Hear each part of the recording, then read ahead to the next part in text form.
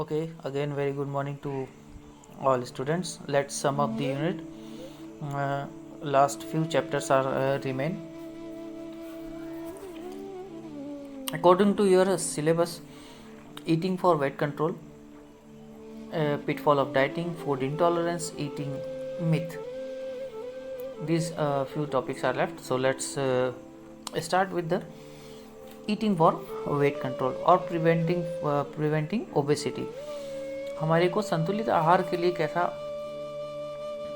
संतुलित वजन के लिए कैसा आहार लेना चाहिए जिससे कि ज़्यादा वजन होने से या मोटापे से बचा जा सके, जिसमें फर्स्ट है balance diet. Obese person should strictly take balance diet with very less amount of carbohydrate and fat. Then second is eating for fibrous food. Food items like fruit, salad, vegetables, rich and rice sources of fibrous food. Rich sources of fibrous food with the high fiber content provide vitamins and minerals to the body. They are low in energy food and thus prevents obesity. Avoid fats. Avoid fried food. Direct fats like butter, cream, ghee, animal fat should not be taken.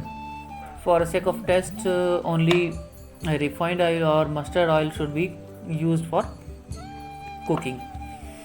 Then physical activities. An obese person should regularly perform physical activities to avoid the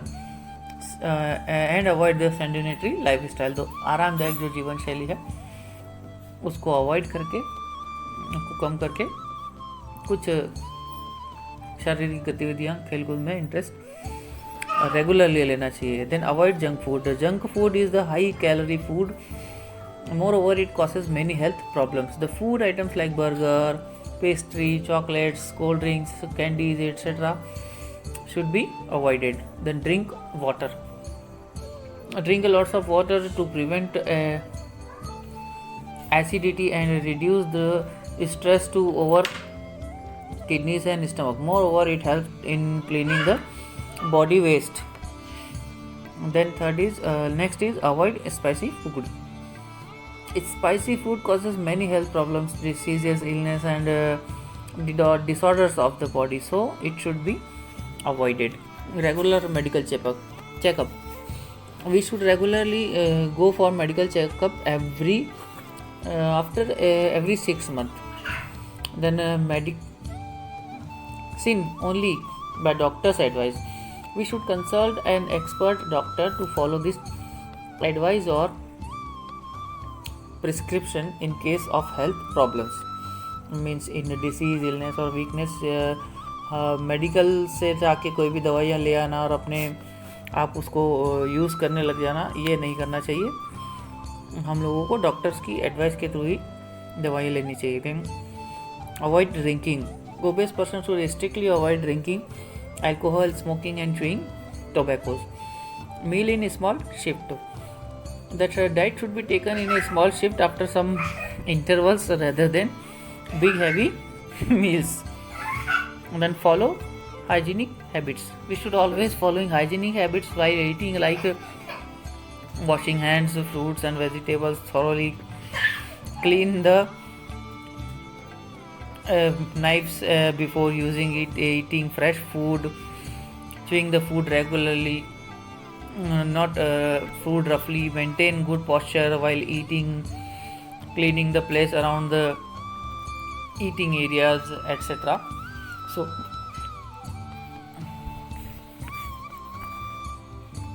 the next is do not fast. Sometimes people do not eat to reduce weight, and this leads to serious problems like tingling, pain in stomach, headache and vomiting. जब लोग कई समय वज़न कम करने के लिए fast रखने लग जाते हैं या खाने को स्किप कर देते हैं उनके मील को, ऐसा नहीं करना चाहिए. इससे भी बहुत ज़्यादा सीरियस प्रॉब्लम्स हो सकती हैं. Never try slimming pills.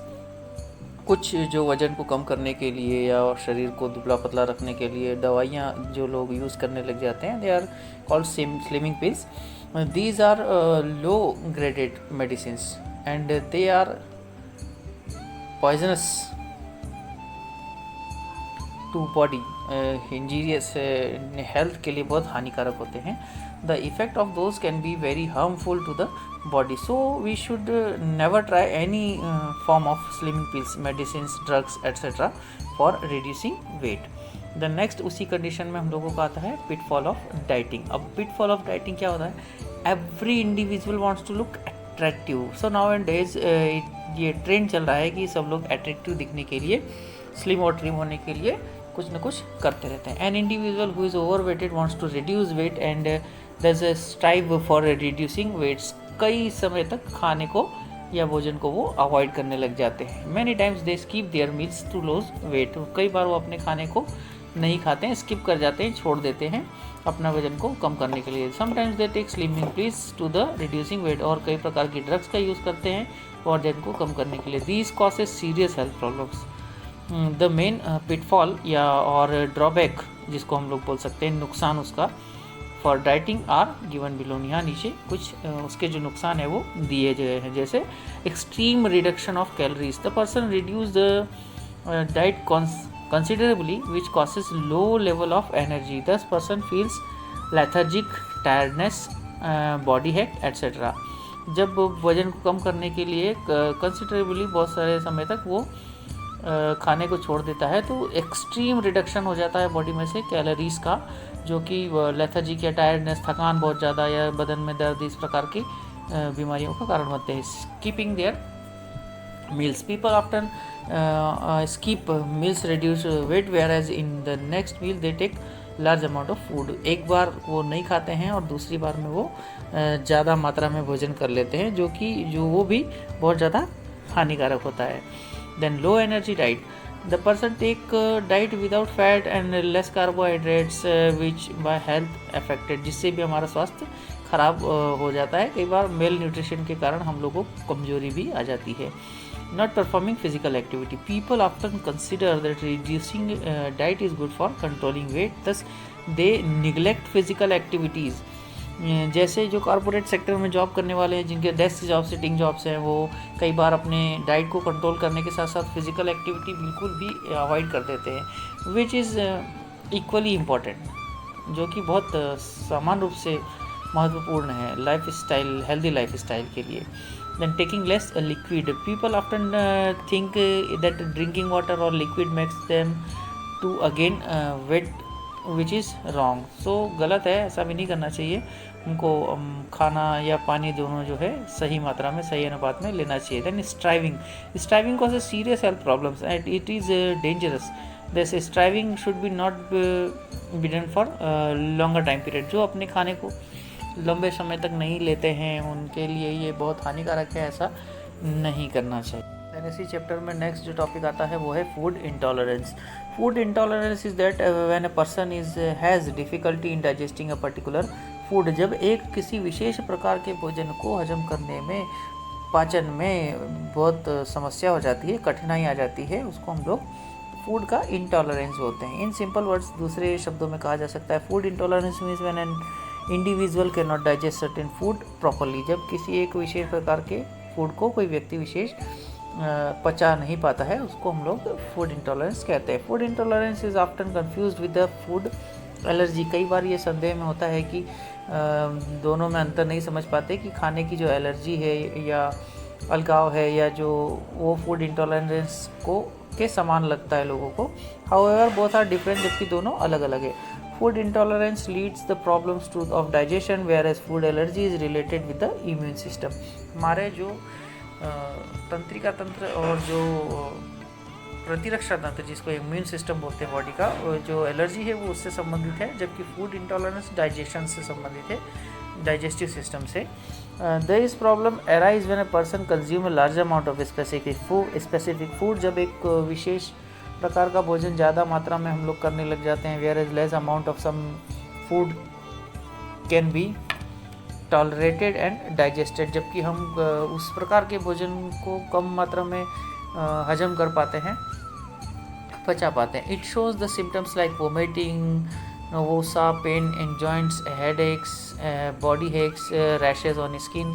तो इस प्रकार की जो समस्याएं हैं, जैसे उल्टी आना, चक्कर आना, जोड़ों में दर्द होना, बदन में दर्द हो, शरीर में दर्द होना, स्किन में, त्वचा में जो रैशेज़ या जो धारियाँ पड़ जाती हैं, this can be prevented by avoiding those certain food products and intake of yogurt products. तो इस प्रकार के भोजन, जिसको कि हम लोग जंक फूड कह सकते हैं, इस प्रकार के भोजन को अवॉइड करना चाहिए। इसकी जगह जो दही, योगर्ट प्रोडक्ट हैं, उनको हम लोग ज़्यादा मात्रा में ले सकते हैं। कंज्यूमिंग अल्टरनेटिव फूड प्रोडक्ट्स, उससे संबंधित और दूसरे प्रकार के भोजन हम लोग ले सकते हैं। नेक्स्ट टॉपिक हम लोगों का आता है फूड या डाइटिंग मिथ। मिथ से हम लोगों को सीधा अर्थ समझे कि भ्रांतियाँ। ऐसे कई संदेह लोगों के मन में अभी भी हैं आहार से लेकर जो कि ऐसा होता नहीं है, लेकिन उनका मानना है कि अगर हम लोग ऐसा करेंगे तो ये हो जाएगा, जिसको कि हम लोग भ्रांति या मिथ कहते हैं। जिसमें पहला मिथ जो है कुछ हम लोग यहाँ डिस्कस करेंगे। उसमें फर्स्ट है लो फैट और no fat diet is good for you. ये बहुत बड़ी भ्रांति है, संदेह है लोगों के मन में कि जो लो फैट डाइट होती है वो हमारे लिए बहुत अच्छी होती है, जबकि ऐसा बिल्कुल नहीं है। Leading dietitians believe that low fat diet loses weight, but there is no need to follow fat free diet. कोई आवश्यकता नहीं है फैट फ्री डाइट की हम लोगों को, उसके बिना भी हम लोग हमारे वजन को संतुलित रख सकते हैं। देन वैसा ही एक और मिथ है जो कि लोगों की भ्रांति, जिसको कहते हैं क्रैश डाइटिंग और fasting makes you lose weight. कम खाना या कम कुछ विशेष प्रकार का भोजन करना, फास्ट उपवास रखना, जिससे वज़न कम हो जाता है, ऐसा बिल्कुल नहीं है। हम लोग अपने भोजन को, कैलोरीज को अलग अलग हिस्सों में डिवाइड करके थोड़ा थोड़ा फूड हम लोगों को अलग अलग समय पर लेना ही होता है, जिससे हमारा वज़न जो है संतुलन में रहेगा। ऐसा बिल्कुल नहीं होता।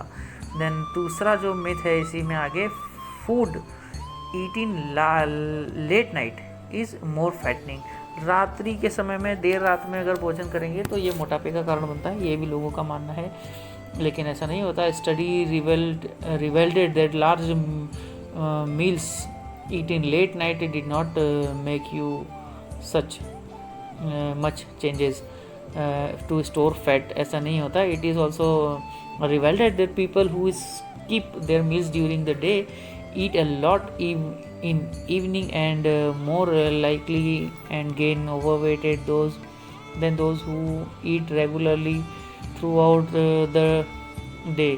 जो रात में खाते हैं, दिन में खा लेते हैं, इसके कारण मोटे हो जाते हैं, ऐसा भी नहीं है। उसकी मात्रा जो है और उसकी आवश्यकता जो है वो सीमित या बराबर होना चाहिए, तुलनात्मक रूप से ठीक होना चाहिए। देन उसके बाद का जो मिथ है वो है slow metabolism prevent weight loss. जो मेटाबॉलिज्म एक्टिविटीज़ हैं अगर वो धीमी गति से चलती हैं तो इससे वेट लॉस से बचा सकता है, ऐसा नहीं है।